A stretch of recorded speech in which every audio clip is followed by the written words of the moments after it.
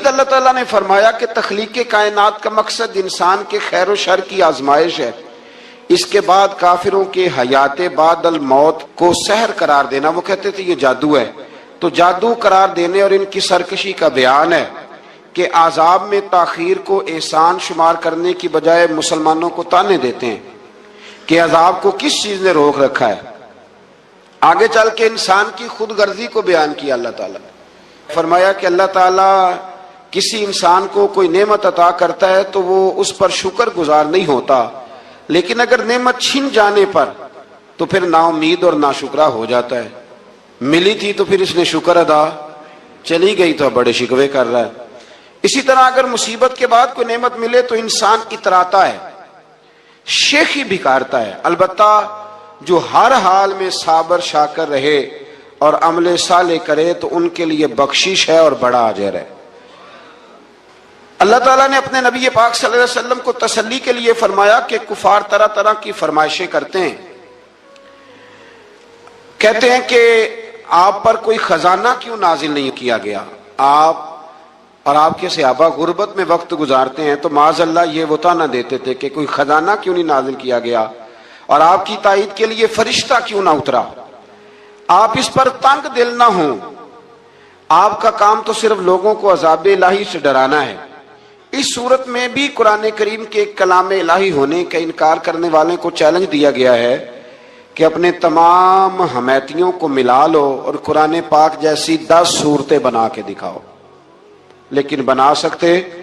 آیت نمبر 15 میں ارشاد فرمایا کہ دنیا اور اس کی زینت کے طلبگاروں کو ان کے اعمال کا اجر اسی دنیا میں مل جائے گا، لیکن آخرت میں پھر ان کا کوئی حصہ نہیں ہوگا، اجر آخرت کے اعتبار سے ان کے اعمال باطل ہو جائیں گے۔ آیت نمبر 17 میں قرآن کی حقانیت کا انکار کرنے والوں کے لیے نار جہنم کی وعید کا ذکر ہے، اور قرآن کے اللہ کی جانب سے حق ہونے اور بغیر کسی شک کے اس پر ایمان لانے کا ذکر ہے۔ اس کے بعد اللہ تعالیٰ پر جھوٹ باندھنے والوں اور اللہ کے رستے سے روکنے والوں کا ذکر کیا گیا کہ قیامت کے دن ان پر گواہ پیش ہوں گے کہ یہ اپنے رب پر جھوٹ باندھتے تھے، اور ان پر اللہ کی لعنت، ان کے لیے دوہرے عذاب اور آخرت میں ان کی یقینی ناکامی کا ذکر ہے۔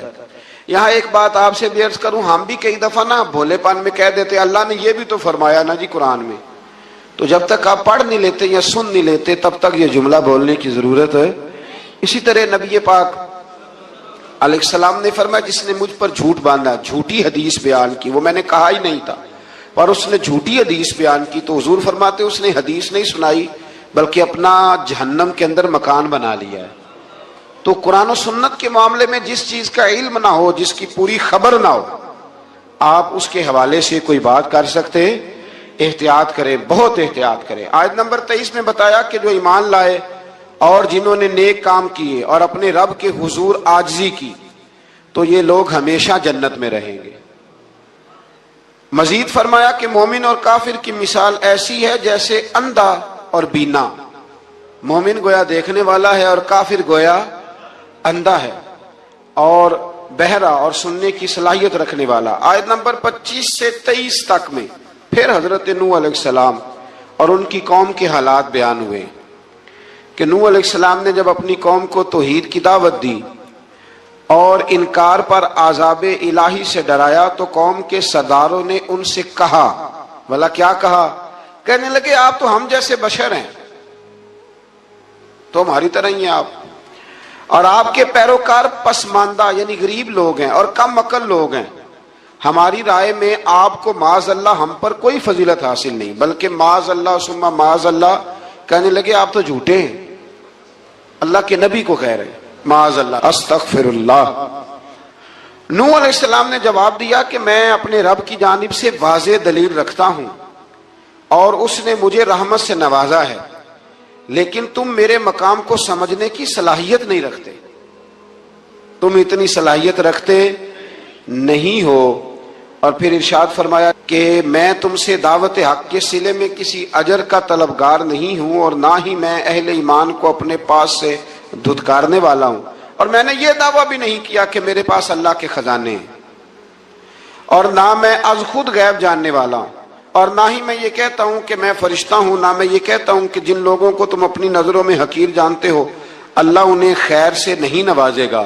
فرمایا یہ ٹھیک ہے کہ اللہ بشروں میں سے رسول بناتا ہے، پر جسے بناتا ہے پھر اسے بڑی شانیں عطا فرماتا ہے۔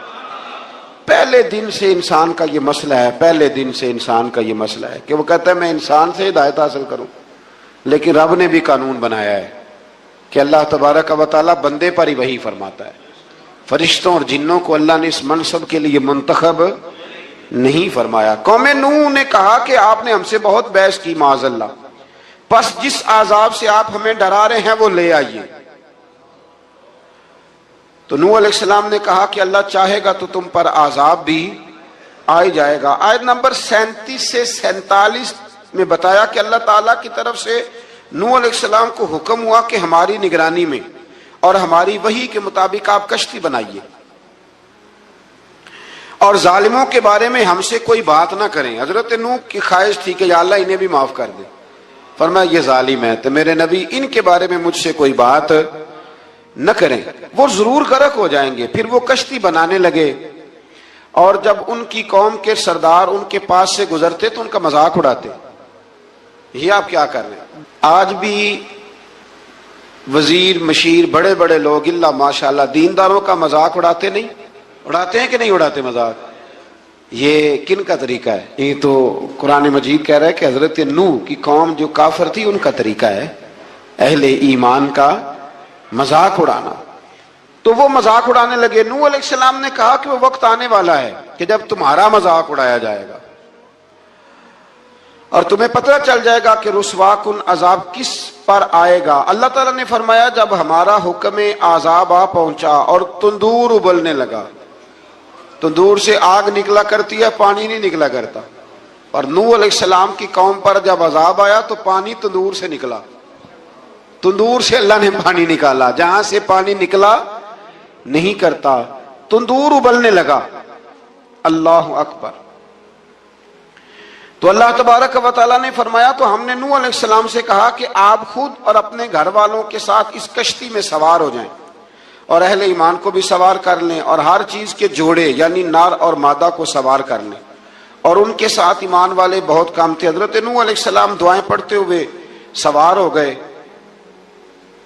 پھر کیا ہوا؟ کشتی انہیں پہاڑوں جیسی موجوں میں لے جا رہی تھی کہ نوح علیہ السلام الگ کھڑے ہوئے اپنے بیٹے سے فرمانے لگے اے بیٹے ہمارے ساتھ کشتی میں سوار ہو جا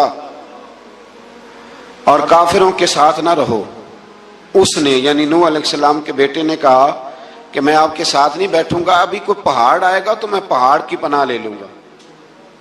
اگر کسی نیک آدمی کا بیٹا کبھی غلط نکل آئے تو اس کا مطلب یہ نہیں کہ اس نے تربیت ٹھیک نہیں کی،